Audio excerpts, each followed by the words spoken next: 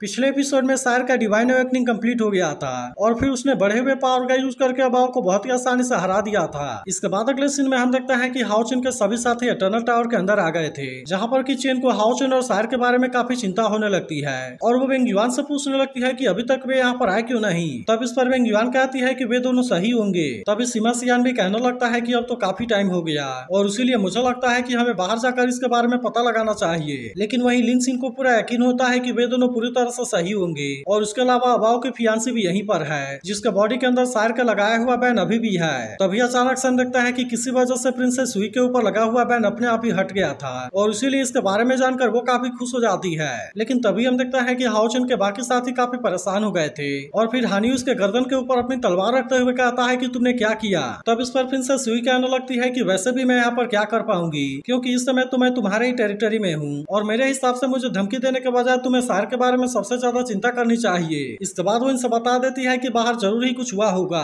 तभी अचानक से हम देखते हैं कि हाओचुन सायर के साथ में यहाँ पर आ गया था, लेकिन असल में इस समय वो बहुत ही बुरे तरीके से इंजर्ड होता है और इसीलिए वो सायर के साथ में नीचे गिरकर बेहोश हो जाता है। तब इसका वजह से हम देखते हैं कि हाओचुन के सभी साथी भी काफी परेशान हो जाते हैं और वे तुरंत इन दोनों की हेल्प करने के लिए भी आ गए थे। तभी लिन सिन हाओचुन को ऐसे कंडीशन में देखकर कहने लगता है कि आखिरकार लीडर के साथ में क्या हुआ और मुझे तो ऐसा लगता है कि मेरा मेडिसिन भी इसके ऊपर ज्यादा काम नहीं करेगा। लेकिन अभी भी हम देखते हैं कि वे इतना आसानी से हार मानने वाले नहीं होते और इसीलिए लिन सिन हाओचुन को हील करने के लिए अपना मेडिसिन देता है। लेकिन हम देखते हैं कि उसके ऊपर इसका कोई भी असर नहीं होता। मगर तभी हम देखते हैं कि हाओचुन के अंदर से कोई ग्रीन पावर बाहर आती है, जो कि असल में कोई और नहीं बल्कि गॉड हेड सियाओ लेई थी और वो भी हाओचुन को ऐसे कंडीशन में देखकर कहने लगती है कि इसके साथ में क्या हुआ। लेकिन अब गॉड हेड को देखते ही सभी के अंदर एक नई उम्मीद आ गई होती है और इसीलिए वे सभी गॉड हेड से हाओचुन को बचाने के लिए कहते हैं। तब इनकी बात सुनकर गॉड हेड भी इनकी हेल्प करने के लिए मान गई थी, लेकिन वो कहती है कि हाओचुन की कंडीशन तो बहुत ही ज्यादा खराब है, फिर भी उसे हील करने के लिए मैं अपने तरफ से पूरी कोशिश करूंगी। अब इतनी बात कहने के बाद हम देखता है कि वो नेचर गॉडेस के पावर को यूज करने के लिए रेडी हो गई थी, ताकि इसका यूज करके वो हाओचुन को हील करने में हेल्प कर सके। फिर हम देखते हैं कि वो हाओचुन और सायर के ऊपर अपने पावर का यूज करने लगती है और फिर उस तरह से वो इनको हील करने के लिए कोशिश करती है। लेकिन तभी हम देखते हैं कि दोनों में से कोई भी होश में नहीं आ पाया था, जिसके वजह से गॉड हेड को भी इसके बारे में काफी चिंता होने लगती है और फिर वो कहने लगती है कि हाओचुन तो इस बार बहुत ही बुरे तरीके से इंजर्ड हो गया है, क्योंकि उसके बॉडी के लगभग सारे बोन्स और मेरिडियन बहुत ही बुरे तरीके से डैमेज हो गए हैं और इसीलिए अब उसके पास में केवल आधी ब्रेथ ही बची हुई है। अब इसी वजह से हम देखते हैं कि गॉड हेड भी इसके बारे में सोचकर काफी परेशान होने लगती है, क्योंकि उसे कोई भी अंदाजा नहीं था कि हाओचुन इस बार कैसे सिचुएशन से होकर गुजरा है। तभी हम देखते हैं कि हानी को भी हाओचुन के बारे में काफी चिंता होने लगी थी और इसीलिए वो भी गॉड हेड से पूछने लगता है कि आखिरकार वे होश में कब आएंगे। लेकिन इस पर गॉड हेड कहने लगती है कि मैं भी इसके बारे में कुछ नहीं जानती और भले ही मैंने हाओचुन के ट्रॉमा को क्योर कर दिया है, लेकिन उसने बहुत ही ज्यादा लाइफ सोर्स का यूज किया है, जिसके वजह से मुझे डर है कि शायद वो कोमा में ही रहेगा। फिर वो सायर के बारे में बात करते हुए कहती है कि उसकी सोल भी बहुत ही बुरे तरीके से डैमेज हुई है और इसीलिए मुझे ऐसा लगता है कि शायद उसके डिवाइन सोल अवेकनिंग के बारे में कुछ हुआ होगा, लेकिन गॉड हेड असल में इसके बारे में कुछ भी नहीं कर सकती थी और इसीलिए वो ऐसी बात करते हुए काफी उदास हो जाती है। तभी हम देखते हैं कि इसके वजह से चेन भी काफी परेशान हो गई थी और फिर वो कहने लगती है कि हमें इसके बारे में क्या करना चाहिए। तब इस पर हानी कहने लगता है कि इस समय हमारे पास में कोई और रास्ता नहीं है, इसलिए मुझे ऐसा लगता है कि हमें जितना जल्दी हो सके अलायंस में वापस आना होगा, ताकि इस तरह से हम वहाँ पर वापस आकर हाओचुन और सायर को ठीक करने का कोई तरीका खोज सके। तभी इसी वक्त हम देखते हैं कि सेंट गार्ड 11 भी यहाँ पर आ गया था और वो इनसे कहता है कि शायद हम यहाँ से नहीं निकल पाएंगे। तब इसके बाद सुनकर बाकी लोग भी इस बात से काफी परेशान हो गए थे। फिर सेंट गार्ड 11 इनको बताता है कि अबाव ने अभी अभी एक हाई रिवॉर्ड वाले वांटेड वारंट को इशू किया है, जिसकी वजह से सभी डिमंस इसके लिए रेडी हो गए हैं और वे हमें खोजने के लिए पूरी कोशिश कर रहे हैं। वहीं उधर हम देखते हैं कि अबाव हाओचुन और सायर के ऊपर और भी ज्यादा गुस्सा हो रहा था और वो कहने लगता है कि तुम यहाँ से किसी भी तरह से बचकर बाहर नहीं जा पाओगे। इसीलिए सेंट गार्ड 11 कहता है कि अब यहाँ से बाहर जाना हमारे लिए किसी भी तरह से सेफ नहीं है, क्योंकि मुझे लगता है कि सभी डिमंस हमें खोजने के लिए रेडी होंगे, जिसकी वजह से कि हमारे लिए खतरा बहुत ही ज्यादा बढ़ गया है। फिर वो कहता है कि अगर हम यहाँ से साउथ ईस्ट वाले फोर्ट्रेस में जाने के लिए भी कोशिश करते हैं तो फिर मुझे लगता है कि हमें इसके लिए बहुत ही बड़े डिमन ग्रुप का सामना करना पड़ेगा, जिसकी वजह से हम उनके ट्रैप में बहुत ही बुरे तरीके से फंस जाएंगे। तब इसके बारे में जानकर वे सभी और भी ज्यादा परेशान होने लगते हैं। फिर सेंट गार्ड 11 कहता है कि हम इसके लिए जितना ज्यादा टाइम लेंगे तब इसके वजह से रास्ते में आने वाले डिमन की संख्या और भी ज्यादा बढ़ती ही जाएगी।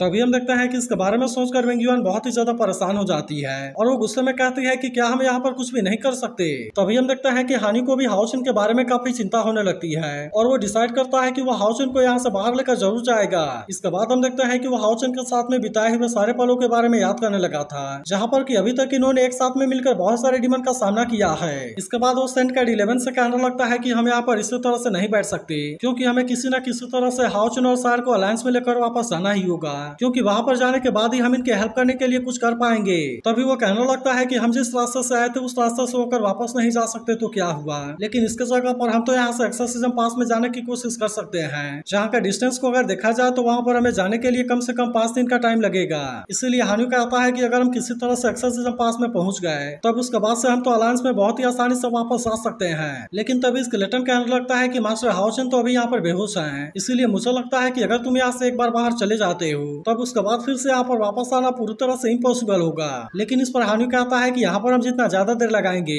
इसके वजह से हाओचन और सार की कंडीशन उतनी ज्यादा खराब होती जाएगी। इसीलिए हान्यू डिसाइड करता है कि उन्हें किसी भी तरह से सार और हाओचन को यहाँ से लेकर जाना ही होगा। तभी प्रिंसेस सुई कहने लगती है कि मेरे हिसाब से तुम्हें इसके बारे में कोई भी जल्दीबाजी नहीं करनी चाहिए, क्योंकि वैसे भी तुम्हारी पूरी टीम पहले से काफी इंजर्ड है, जिसकी वजह से तुम सभी की कॉम्बैट पावर भी बहुत ही ज्यादा कम हो गई है। इसीलिए वो इनसे कहने लगती है कि शायद तुम्हें इसके लिए सबसे छोटे रास्ते का यूज करना चाहिए, क्योंकि इसके लिए और भी बहुत सारे रीजन हैं और यहाँ पर तो एक ऐसी जगह है जहाँ पर कि डीमंस भी जाने की हिम्मत नहीं करते। फिर वो इनसे बताती है कि उस जगह का नाम डेथ रिल्म है, जहाँ पर कि कुछ सालों पहले अचानक से कोई फॉग अपीयर हो गया और इसीलिए इसके बारे में कोई भी नहीं जानता कि आखिरकार उसके अंदर है क्या। फिर वो आगे इनसे कहती है मुझे केवल इतना पता है कि जो भी डीमन वहाँ पर गया था उनमें से कोई भी वहाँ से जिंदा बचकर वापस नहीं आ पाया। इसी वजह से धीरे धीरे वह जगह एक फॉरबिडन एरिया बन गया और अब कोई भी वहाँ पर जाने की हिम्मत नहीं करता। तभी हान्यू सभी लोगों से कहता है कि हाओचन हर एक बैटल में हमें बचाने के लिए हमारे सामने खड़ा रहा, इसीलिए मुझे लगता है कि इस पर हमें भी हाओचन और सार को प्रोटेक्ट करना चाहिए। तब इसके बारे में सुनकर बाकी सभी भी इसकी बात मानने के लिए रेडी हो गए थे।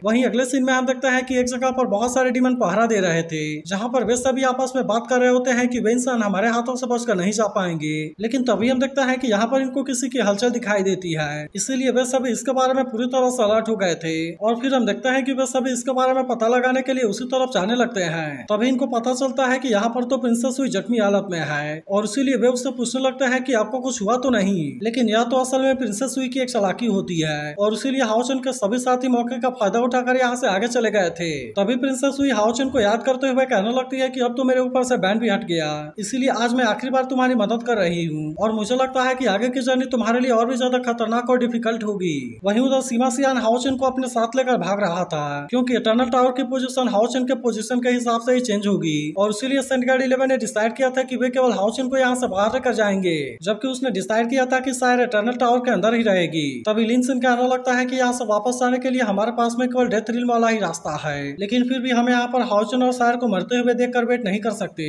और इसीलिए हमें यहाँ से जाना है तो हमें ये रिस्क लेना ही होगा। जिसके बाद हम देखते हैं कि वेंग युआन भी इसके लिए पूरी तरह से रेडी हो गई थी और वो कहने लगती है कि हम हाओचन और सायर को यहाँ से वापस लेकर जरूर जाएंगे और फिर वो हान्यू से कहती है कि अब इसकी सारी जिम्मेदारी तुम्हारी होगी। तब इसके बारे में सुनकर हान्यू और बाकी लोग भी इसके लिए पूरी तरह से रेडी हो गए थे और हान्यू लिनसिन से कहता है कि सबसे पहले तुम अपने मैजिक का यूज करके डीमन के ऊपर नजर रखना, ताकि इस तरह से हम पहले से उनके ऊपर एक्शन लेने के लिए रेडी हो पाएंगे। तभी लिनसिन को पता चलता है कि 5 किलोमीटर आगे डीमंस ने एक चेक पॉइंट को सेटअप किया है, जिसमें कि कम से कम 50 डीमन जरूर होंगे। तभी हान्यू कहता है कि हमें वॉर को शुरू करने से पहले पता लगाना होगा कि यहाँ पर कोई और भी डीमंस ग्रुप है या नहीं है, ताकि अगर हम इनके ऊपर अटैक करना स्टार्ट करें तो कोई भी इनकी हेल्प करने के लिए ना आ सके। जिसके बाद हम देखते हैं कि लिनसिन भी अपने मैजिक का यूज करके इसके बारे में पता लगाता है और फिर वो कंफर्म करता है कि वहाँ से 10 किलोमीटर के दायरे में और कोई डीमन ग्रुप नहीं है। जिसके बाद हम देखते हैं कि वे सभी इस वाले डीमन ग्रुप के ऊपर अटैक करने के लिए रेडी हो गए थे और कहते हैं कि हम इनमें से किसी को भी जिंदा नहीं छोड़ेंगे। मगर तभी हम देखते हैं कि वे डीमंस भी इसके लिए रेडी हो गए थे